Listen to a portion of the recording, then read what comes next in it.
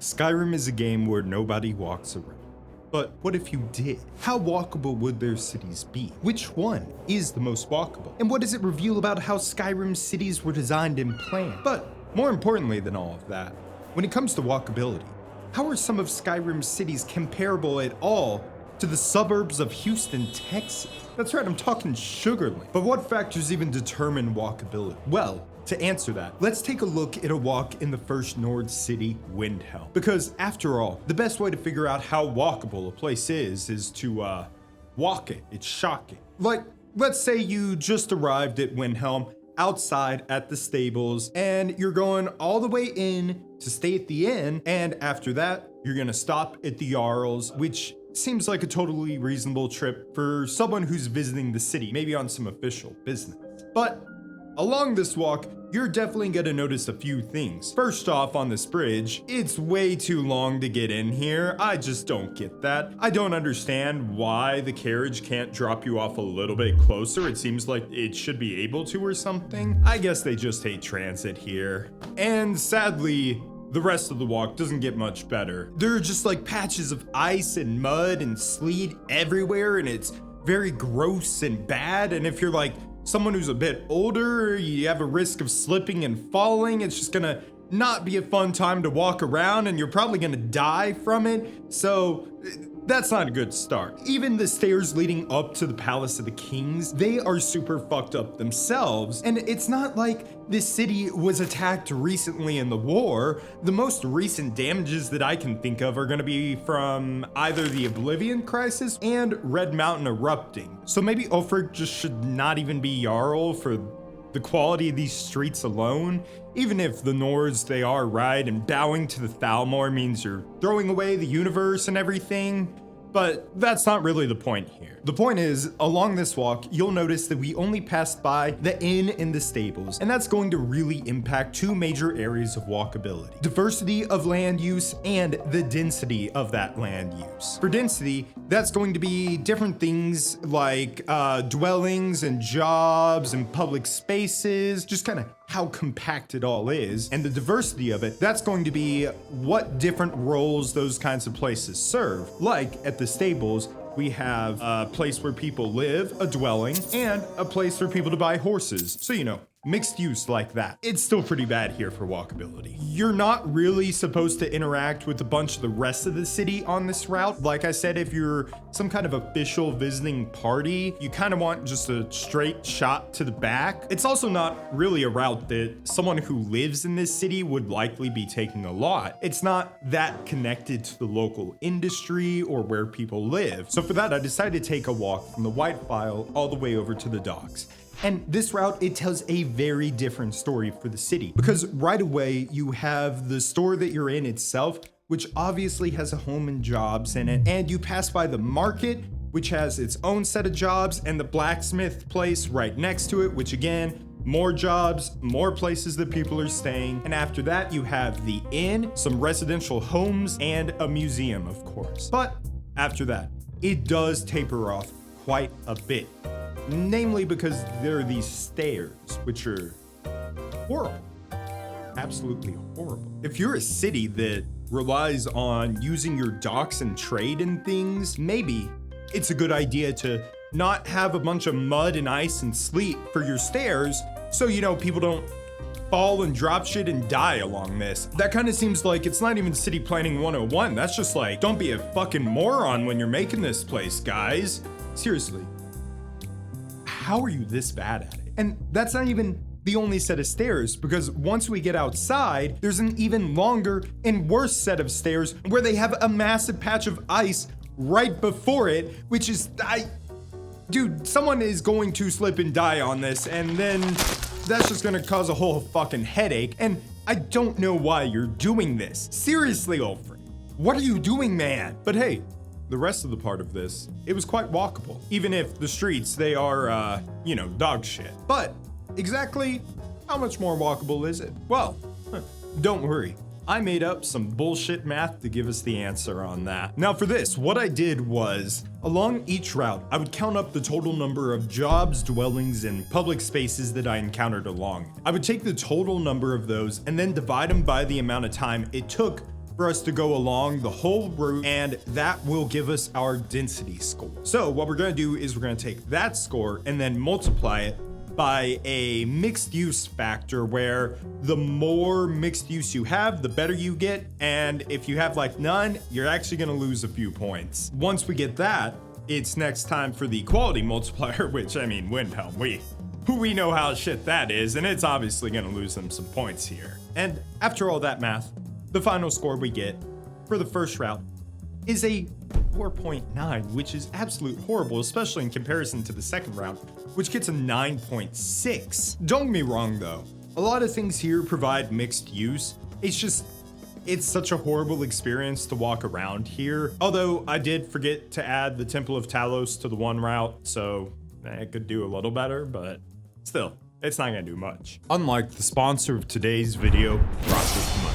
Fun fact, did you know you can have multiple Adobe subscriptions for years and not even realize it because your finances are so disorganized? Well, with a tool like Rocket Money, that is a thing of the past. Because with Rocket Money, you can track all of your subscriptions in one handy and convenient place. And what happens when you don't want 2 Adobe subscriptions for the same exact products? You can actually go through Rocket Money and cancel them so you don't burn tons of money like I did. Also, with all of your finances, it's just gonna make it so much easier to track. I have not seen anything as intuitive and simple and easy to use as Rocket Money. You can use helpful things like your dashboard, where you can actually track and see how much you're spending on places. So you can see if you're like me and you spend hundreds of dollars on groceries every month like I do, you can know that, hey, maybe I don't need to buy caviar for every dish this month. I'm not doing that, but I wish I had that problem. So go to rocketmoney.com/low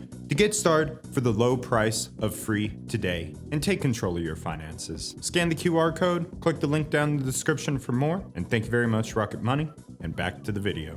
Hopefully my transition back works. And there are probably some of you saying, well, hold on. The market wasn't that far from the route either, so why didn't you add that to the visitor route, that is? Well, you gotta make a cutoff somewhere, and it's a compressed world, so I just kind of made it relatively tight for what I could count along it. But even with all of that, I'm not the only one who's done some math on how walkable the cities of Skyrim are. See, a few months ago, there was this guy named Henry, and he did a nice little Substack article on the walkability of Skyrim. Now, for his math, he is much smarter and more talented than me, so he knows how to use this very complicated program that lets you digitize a map and run a bunch of math on it. But by his own admission, his stuff, it focuses more on one of the other areas of walkability, and that is the design of the street network, which is the third D of walkability. A lot of D you gotta take for walkability assessments. Anyways, here are the 2 ways that Henry did his math. The first one is hard for me to explain, so I'd like to read this quote. I forgot to put the quote in. Later me voiceover, please. The beta index measures the level of connectivity in a graph and is calculated as the ratio of edges to nodes. Trees, disconnected networks, have a beta value of less than 1. A network with 1 cycle, a closed loop, has a value of 1. As the number of cycles and complexity of a network increases, so does its beta index.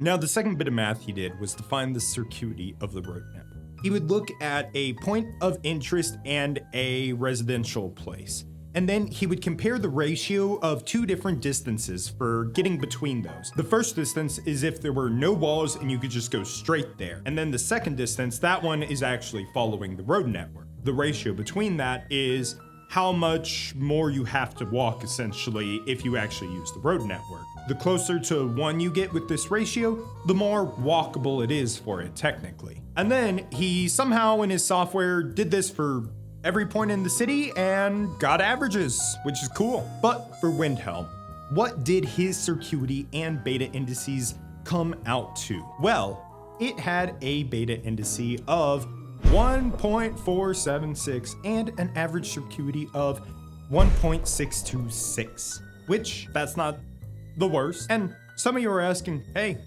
that Houston thing you mentioned, those numbers, maybe that's where it came from. And for that, I gotta say, hold on. Hold on. Because what if we took a look at the design of a Nord city that is arguably the actual oldest city? And that, of course, is Whiterun. We're going to take roughly the same walks here. The first one, we're going to start outside at the stables, go inside the city to the Bannered Mare, and then from there, we're going all the way up to Dragon's Reach to visit the Jarl. Now, this whole trip, it took me about 5 minutes, 28 seconds. But honestly, it could have gone on for way fucking longer, and I would have been having a great time. Because, man, when is the last time you really just like slowed down and took in all the sights along this route? Because I gotta say, Whiterun, I mean, it is so nice. Yeah, outside of the city, you know, there's a shitty little bridge at the beginning, which obviously, if you want to know more about it, we got something on that for you. But once you actually get inside the city, oh, it's such a lovely walk. I mean, this very first shot, it's one of the best designed shots in all of Skyrim, which does make sense considering this is going to be the first big city that you're likely to go to. And, you know, they'd want you to step in and be like, oh, whoa, cool, look at all this. That's besides the point, because I think the real point is the Jarl here, I just think he's doing a fucking banger job of being like, yeah, I'm going to ball out, have a good ass city. Look at these nice flowers. Look how lovely they fucking are. Let's go. Which brings up a whole nother point. Is there like a maintenance team? Maybe it's the guards. Maybe they have some system where everyone pitches in. I don't know. This is about walkability, and that's enough about quality of the walkability, I think, at least in terms of flowers, because the roads themselves, let's talk about that, because they are very nice, they are very clean, and they are very well maintained. Who doesn't want to take this walk? And of course, all of this is even before you actually get to go up to Dragon's Reach and you see the cool water features everywhere, which just adds on top of it. But that does make me think that this place is technically a lot less accessible than the Palace of Kings, with it being on a hill above everyone else. You know, it's like kind of stratified society in a way. And I think Windhelm, it's more like the ideals of Nordic brotherhood and being all on the same level. Nord? Whatever, you know what I mean. I just think it's an interesting note on like the representation of power in the city and how it comes across. But how sick and nasty does the density and diversity get here when we actually look at the numbers? Well, we got 46 active units across 8 different land use types for a density of 8.41 with a 1.6 mixed use multiplier and a 1.15 quality multiplier. Again, very nice. And yeah, I mean, these numbers are just gonna be way better than Windhelm. And look at all the places that we actually pass by. Like, the number of places is insane here. And it does make sense that the list is going to be that long. You do literally pass through pretty much the entirety of the town to get up top. So for the other walk, I wanted to try and kind of focus on a little bit different section of the city that we didn't cover. And for that one, I went from this feeble old lady's place all the way up to the Hall of the Dead. You know, maybe she's trying to pick out a plot there, I guess. And this route might end up sending her there anyways, because these stairs right away, it's gonna be a little rough for her to get up. But hey, she pushes on, and for the rest of it, it's a pretty solid route. Nothing too crazy. It took a total of 1 minute and 41 seconds to walk the whole thing, and overall gave us 22 different units across 6 different land use types for a density score of 13.07. And with a 1.4 mixed use multiplier and a quality multiplier of only 1 because of these big stairs here and her maybe dying, that gives us the final score in Whiterun as being 15.48 and 18.3, which when we compare that to Windhelm, ooh, wow. Yeah, Windhelm got absolutely fucked here. Just not even comparable at all. But that does still leave 1D left to compare here. And that, of course, is Henry's D for that. Whiterun had a beta indice of 1.333 and an average circuity of 1.475, which I'm inserting commentary on those numbers right here. I forgot that was a note. Instead, it's that it has a lot of nodes and points of interest here and a lot of meeting points, but it also kind of has a lot of random points that just go to nothing, which is going to impact those beta indice numbers quite a bit, I believe. But it's not that bad, I think. At least from my numbers, it shows that Whiterun is a much better planned and ran city. Maybe it was meant for that because of the location and like what the trade is and those things. Or maybe the Jarl here, he just fucks. But the only city that could potentially run as tight of a ship is obviously going to be Solitude. Because if we take a look at our first walk, which again is from the stables to the inn, the Winking Skeever, and from there to the Jarl's place at the Blue Palace, we find that outside of this initial section where the cart stops, way outside of the city, it is a really nice time. Again, I don't get what's with these capitals and hating transit this much. They're not gonna Trojan horse you from the cart, especially if it's not even going into the actual interior of the city. But whatever, because like I said, inside, it's nice. With the moss, I do like that. Overall, the walk, it took about 5 minutes, 37 seconds. And the real strength for Solitude, it did show up along it, obviously. I don't know where else it would show up. Along it, you pass by 15 different places, which are all these right here. And a lot of these have dwellings and jobs, so there's a lot of mixed use going on. And as far as the layout of the city itself goes, I mean, makes sense you're gonna pass by so many things because look at it, there's nowhere else to really go. More on that later, because I do want to talk about the normal person route that I did, which was roughly from Proudspire Manor, I believe, to the Temple of the Divines, because that's kind of the only other part of the city I didn't cover here. And it did result in a very short walk where there's not really anything else along it. So with that, the final scores that we got were 12.82 for the visitor route, and the local route, it only got a 4.5, which it's a short isolated route up into the military section, which is more isolated and meant just for their stuff, because you have like the smith, your temple, your training stuff. It makes sense that it's a little fortress compound up there. It's meant to be a little more isolated. And speaking of things not being that connected to the rest of the city, like Whiterun,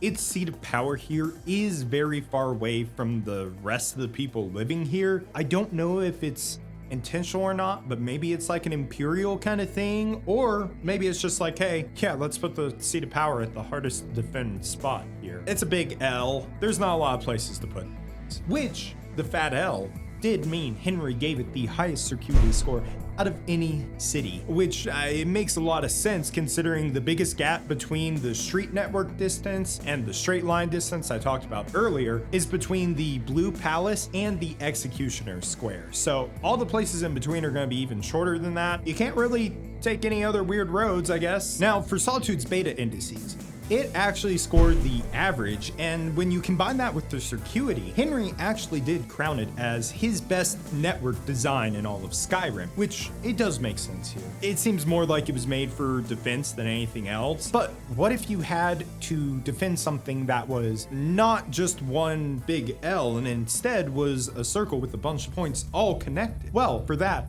we would be looking at Markarth. Now for our visitor walk here, we did the exact same thing from the stables to the inn to the Jarl. It took us a total of 1 minute and 26 seconds. Well, along the way, we passed by all of these places with all these numbers with them. But let's compare that real quick to a local route, which I did actually take from the game itself. It's a real route that someone did go, where a guy goes from the treasury house to the Warrens to murder someone. Always a nice trip in Skyrim. But for that one, I mean, the numbers on it, man, they are not good at all. If you think about when you go by, I don't really think you pass by anything. If you go the other way, you at least pass by the market. Overall, I mean, the final scores is going to be 10.49 for the visitor route and 7.62 for the local route, I guess you could call it, which isn't the best compared to Whiterun, but compared to Windhelm, it's a bit better. And I think that does make a bit of sense considering who actually built this city. They were kind of known for living underground and in the caves and stuff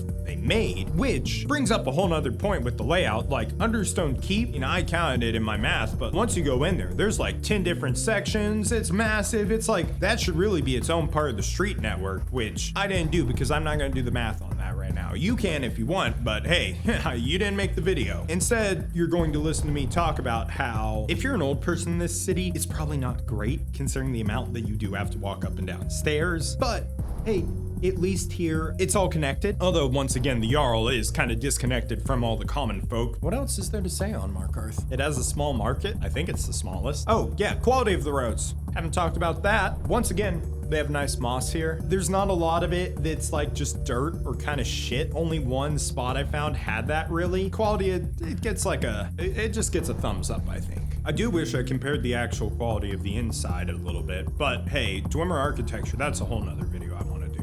So wait for that one, I guess. Subscribe. Don't forget to hype the video, because that matters. I don't know what my script is doing. And I did mention the interconnectedness earlier, which does bring up Henry's stuff. And Markarth, man, it kind of killed it on the beta indice at 1.56. The average circuity was 1.04, which kind of goes along with what I was saying on how jobs and places you want to go are kind of like tucked away into the rock. It's not really meant for normal people. It's meant for freaks. That's, I guess, the nicest thing I can say about the Dwemer. But what if your freaks were a little bit different? What if you kept them in the sewers and you lived on top of an air-connected city?